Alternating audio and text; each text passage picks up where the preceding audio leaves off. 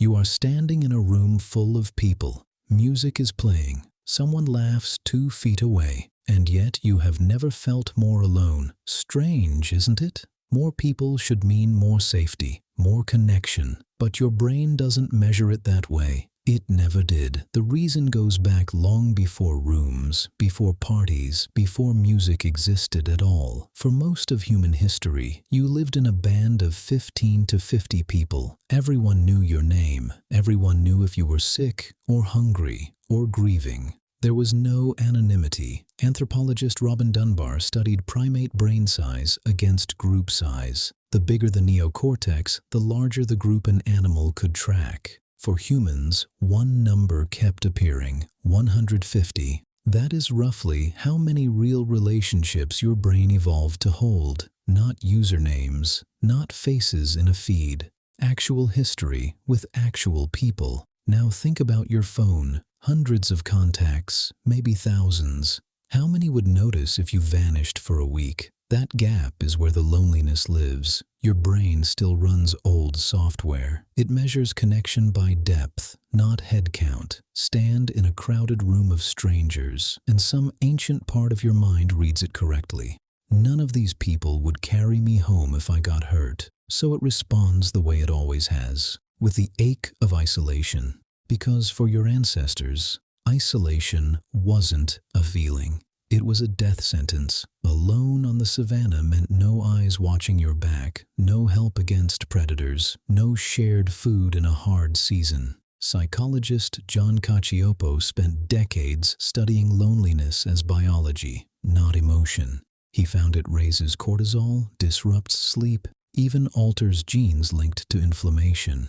Your body treats disconnection as a physical threat, not a mood, a threat. So when you feel lonely in a crowd, your body isn't malfunctioning. It's doing exactly what it was built to do. Here's where it gets stranger. Humans are among the only species that reliably raise children with help from people who aren't the parents. Anthropologist Sarah Blaffer-Hrdy calls this cooperative breeding. Aunts, grandmothers, friends, all sharing the weight of keeping a child alive, not a bonus, survival infrastructure. Which means your brain didn't just evolve to want a partner, it evolved to want a network, a small trusted web of people who actually show up, not an audience, a tribe. A tribe can't be bought with numbers, it has to be built with time. Think about the last time you felt truly full socially. It probably wasn't the biggest party you attended. It was smaller. Dinner with 2 people who really saw you. One late call at exactly the right moment. Now compare that to your feed. Hundreds of faces a day, voices you've never heard, comments you'll forget by tomorrow.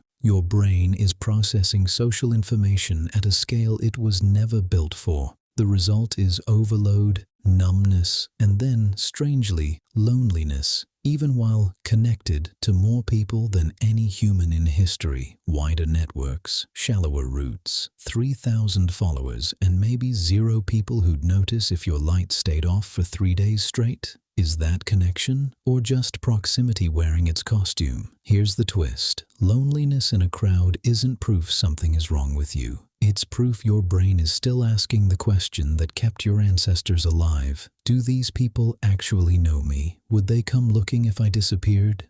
If the honest answer is no, that ache isn't weakness, it's accuracy. You don't need a bigger room. You don't need more faces, more followers, more unopened group chats. You need what your ancestors always needed. A small number of people who actually see you and who you see back.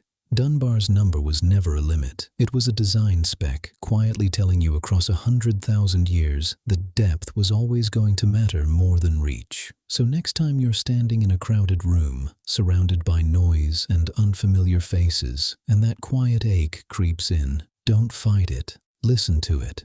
It isn't telling you that you're broken. It's telling you what it told your ancestors around a fire tens of thousands of years ago. Find your 15. Find your 50. That is where you actually live. You are standing in a room full of people, and now you understand exactly why that was never the same thing as standing in a room full of your own.